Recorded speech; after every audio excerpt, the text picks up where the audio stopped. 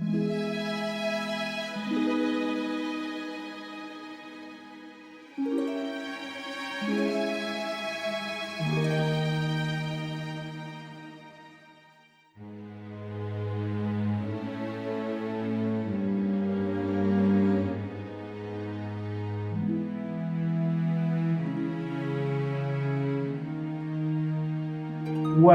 what a tremendous impact one 12-year-old could make.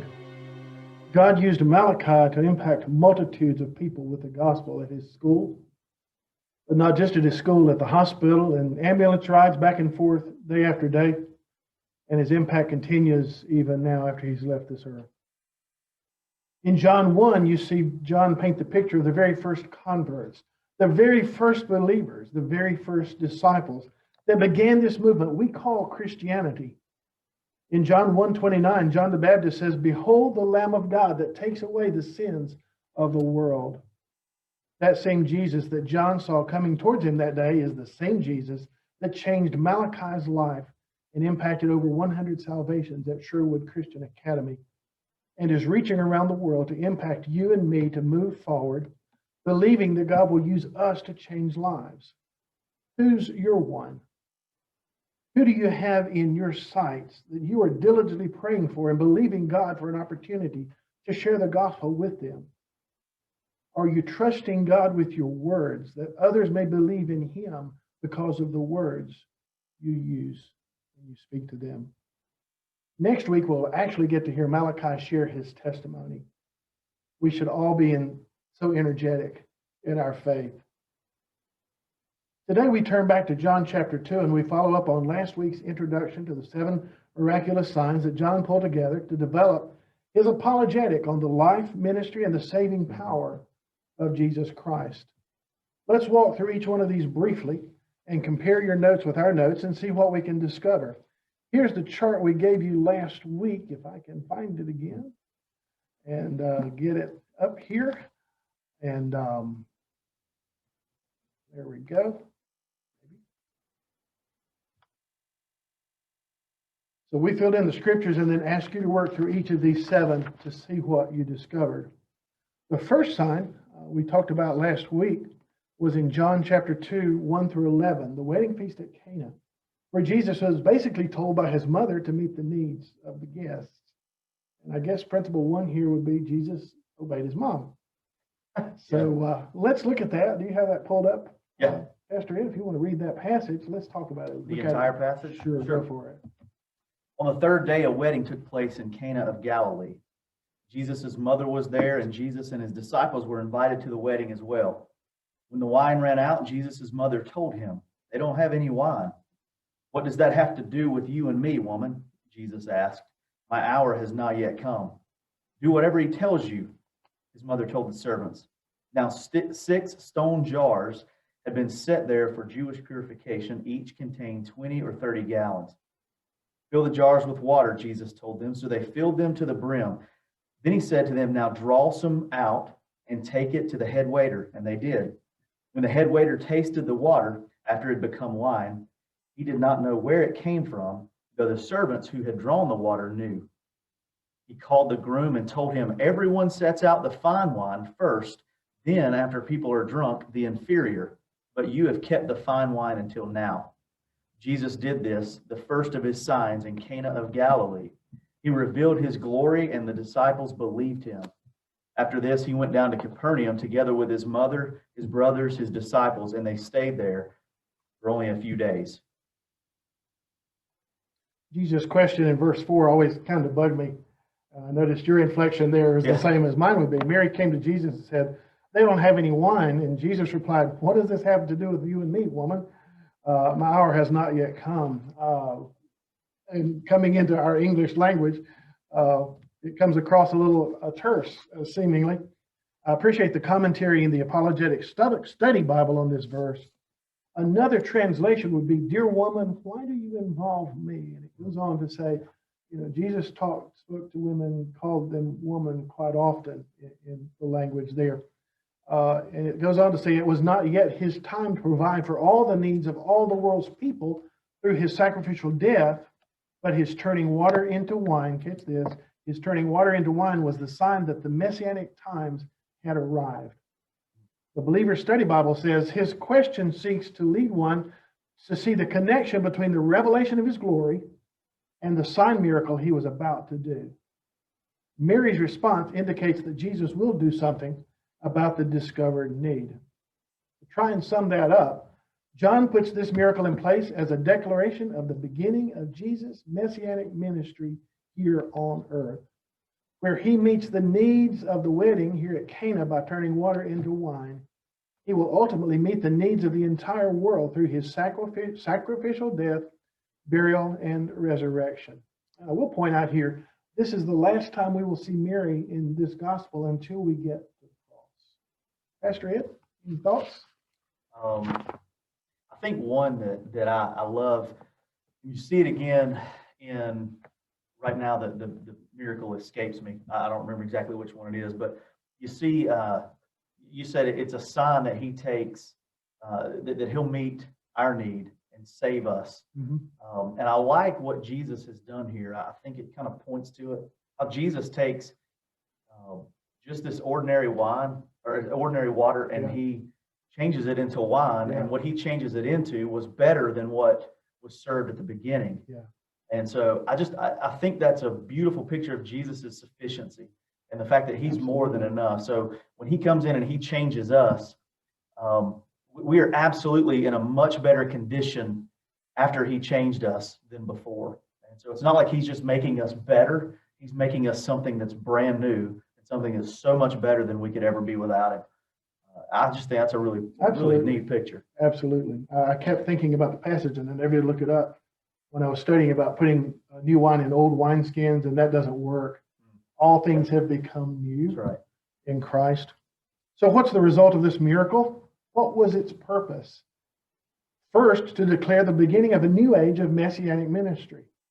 It is the establishment of Jesus' earthly ministry here on earth. It was the beginning of the revelation of his glory. And it also is put in place here in John's gospel for another purpose. Look at verse 11. And it says, the beginning of the signs Jesus did in Cana of Galilee and manifested his glory. And his disciples did what? You have that underlined and highlighted? His disciples believed in him. It is a definitive statement of the belief on the part of the disciples. They had been called. They had chosen to follow. And Jesus confirmed right here who he was in their presence. And they believed. Let's move on to story number 2. The healing of the nobleman's son in John chapter 4. If y'all will turn with us to there, if we can find it over here as well. We've got too many papers up here on this desk. We do, yes. I don't have my glasses, so that doesn't help at all. Beginning in verse 46 of John chapter 4, he went again to Cana of Galilee, where he had turned the water into wine. So the second miracle is in Cana as well. There was a certain royal official whose son was ill at Capernaum. When the man heard that Jesus had come from Judea into Galilee, he went to him and pleaded with him to come down and heal his son, since he was about to die. Jesus told him, unless you people see signs and wonders, you will not believe. Sir, the official said to him, come down before my boy dies. Go, Jesus told him, your son will live. The man believed what Jesus said to him and departed. While he was still going home, his servants met him, saying that his boy was alive, and he asked them at what time he got better. Yesterday, at 1 p.m, the fever left him, they answered. And the father realized that this was the very hour at which Jesus had told him, your son will live. So he himself believed, and along with his whole household. So Jesus returned to Cana of Galilee, about 9 miles north of Nazareth. It's the home of Nathanael, if you remember from chapter 1, whose response was, can anything good come out of Nazareth? And you'll recall Philip's response to him, come and see. We had just left Cana after he turned the water into wine at the wedding party, and now we return. Look with us at verse 46. We just did that, so I'm ahead of myself. I already got that in my notes. Let me turn the page. Look at verse 50. That's where we need to go to. And this pulls this story together. Jesus said to him, "Go your way, your son lives." Do you have this next line underlined? So the man believed the word that Jesus spoke to him and went his way. So when Jesus spoke, the man believed. And then you see the next part, as they were going down, as he was going home, the servants met him and said, "Hey, your son's better." Well, when did that happen? Yesterday afternoon at 1 o'clock. And he said, "Wait a minute, that's when Jesus spoke." And so verse 53 says, the father knew it was at the same hour in which Jesus said to him, "Your son lives." And here's the key verse here. And he himself believed, and his whole household believed. So you see there again the evidence that John's putting in place of people believing in Jesus Christ. Can you imagine the excitement surrounding that house? Can you imagine the passion of that household to tell the story of how Jesus miraculously healed his son without even coming near or touching him? In the first story, the disciples believed. In this story, the man and his whole household believed. Let's move on to story number. Do you have anything there before we move on? There's so much. I mean, where do we land? I know. I'm getting excited. I think that one of the, you in your notes here, you said, without even coming, or can you imagine the passion of that household to tell the story of how Jesus miraculously healed his son without even coming near or touching him? And one of the commentaries I was looking at said that one of the things that this miracle shows is that Jesus is master over time and distance. Wow. And that was a pretty cool observation. And you said it without saying the exact same word. You said pretty much the same thing there. Yeah, yes. And that's amazing. Because we think in terms of, well, Jesus had, and you'll see that in Scripture throughout, Jesus had to come heal. He had to touch. No, he didn't. That's right. He had to speak. That's right. That is all he had to do. Yeah, that's good. Yeah. So in the first story, the disciples believed. In the second story, the man and his whole household believed. Let's look at number 3. And this will be the last one of today, beginning in John chapter 5, verse 1. Would you like to pick that one up, Pastor Ed? After this, a Jewish festival took place, and Jesus went up to Jerusalem. By the sheep gate in Jerusalem, there's a pool called Bethesda in Aramaic, which has 5 colonnades. With these lay a large number of the disabled, blind, lame, and paralyzed. One man was there who had been disabled for 38 years. When Jesus saw him lying there and realized he had already been there a long time, he said to him, "Do you want to get well?" "Sir," the disabled man answered, "I have no one to put me into the pool when the water is stirred up. But while I'm coming, someone goes down ahead of me." "Get up," Jesus told him. "Pick up your mat and walk." Instantly, the man got well, picked up his mat, and started to walk. Now that day was the Sabbath, and so the Jews said to the man who had been healed, "This is the Sabbath. The law prohibits you from picking up your mat." He replied, "The man who made me well told me, 'Pick up your mat and walk.'" "Who is this man who told you, 'Pick up your mat and walk'?" they asked. But the man who was healed did not know who it was, because Jesus had slipped away into the crowd that was there. After this, Jesus found him in the temple and said to him, "See, you are well. Do not sin anymore, so that something worse doesn't happen to you." The man went and reported to the Jews that it was Jesus who had made him well. Therefore, the Jews began persecuting Jesus because he was doing these things on the Sabbath. Okay. Any observations or thoughts there? Just a couple of odd questions there. I'm sure you're probably going to get to them, but the first one I thought that was really odd was when he said, "Do you want to get well?" Of course, the answer is yeah. Yes. And I think one of the others is how the Pharisees, the Jews, focused so much on the fact that Jesus did what he did on the Sabbath. So I just can't imagine what was going through the guy's mind when he got up and he was walking, and the first thing they said was, "Sunday, you're not supposed to do that." Right. Or the Sabbath. Right. You're not supposed to do that. Sounds very familiar sometimes. Right. Around us, doesn't it? In life in the 21st century. So in this story, where does the belief take place? How is the word believe demonstrated here? The word believe is not in this passage. At least I didn't see it. Where did the belief take place? Y'all can answer too. What do you think?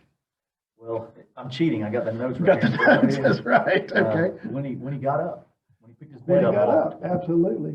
Jesus said to him, rise up, rise, take up your bed and walk. And immediately, he didn't wait a minute, let's talk about this. Jesus said, rise up, get up, take your bed and walk. And immediately the man was made well, took up his bed and walked. He obeyed. So his action indicated the belief. In the first story, the disciples believed. In the second, a man in his household believed because they saw his son was healed. The disciples believed because they saw Jesus turn water to wine. The man in his household believed because they saw his son healed. In this story, you see an active belief. Remember, we talked the first couple of weeks about the word believe every time in the Gospel of John is an active verb. It's not a noun. So active belief taking place. The man believed, and when he believed, he obeyed Jesus. He took up his bed and he walked. Well, we've covered the first three today, and we'll begin next time with number 4 and see what else we discover together as we look through the rest of these stories. We thought about zooming through all of them and thought, no, we need to take this much time and at least talk about them. So let me remind you of the very first 2 things that we discussed as we began this study. And we'll go back to this quote by Beth Moore. John took the other gospel accounts that were already written of Jesus the Messiah and wrote as if to say, you have heard what Jesus did. Now let me show you who he really is. And then the second is the reminder of John's purpose in this. If you haven't gotten this by now, you need to write it down. The word believe, active believing. You see that in this man when he got up and walked. And you also see in this story the beginning of the tension between the Pharisees and Jesus, between the law and the lawgiver, between the master of the universe and the religious leaders of the day.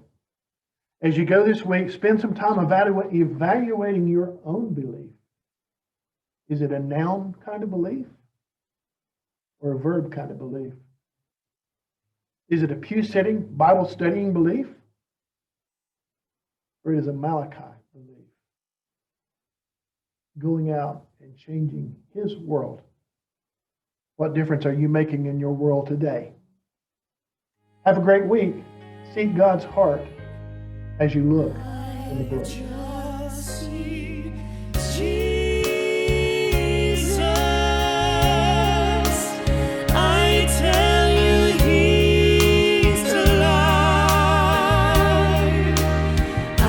Just sing Jesus.